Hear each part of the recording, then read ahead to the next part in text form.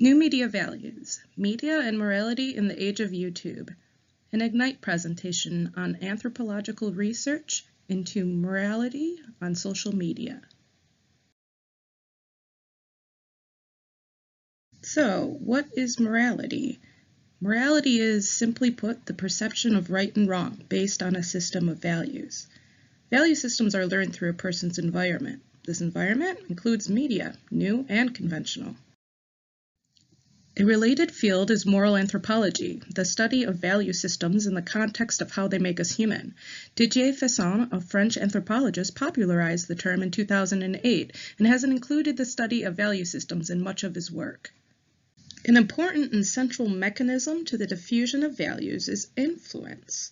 Influence can come from many places, and we're usually taught about how society influences our values, but we can also influence each other as individuals.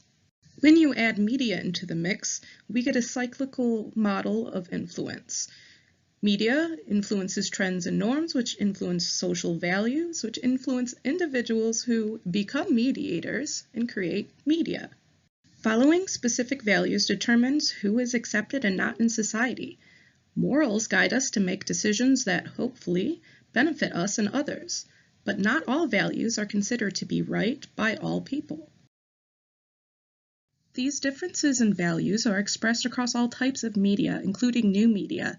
New media is online media, usually social media, such as YouTube and Facebook, that has user-generated content.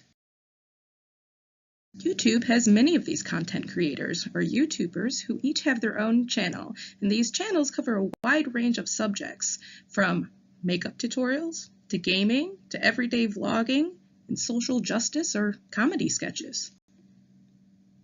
Despite YouTubers being characterized as flash-in-the-pan non-celebrities, they have a lot of influence on their audience, just as much as many conventional celebrities. And with that influence comes morals and value systems.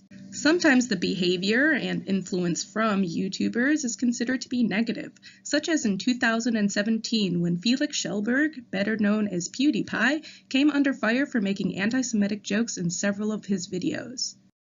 Despite Felix's apologies and explanations that his jokes were not to be taken seriously, these anti-Semitic jokes normalize white supremacy, a concept that was even backed up by the creator of the Daily Stormer. The popularity of shock content such as PewDiePie's anti-Semitic jokes or the recent video by Logan Paul of a suicide victim aren't all that uncommon, according to a study by ChildWise. This study goes back to that age-old question of media's influence on children. Is media bad for kids? Does media such as television and video games cause violence? Now we're adding YouTube into that mix.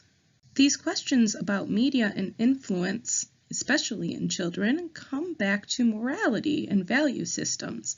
Again, this is something that is learned, and one of the largest institutions in society is media. In her 2014 book, Kids on YouTube, Patricia Lange talks about how children learn values from online skirmishes between different communities that support different YouTubers and between their own YouTube channels. So, out of the research and studies out there, what is still missing when it comes to these topics of morality and social media? So far, we've talked a lot about fights and the negativity.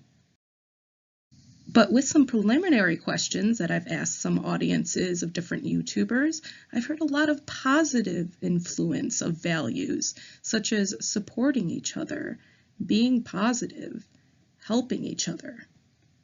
What there isn't much of out there are actual studies on the individual YouTubers and their communities. What do the audience think? What do the YouTubers think?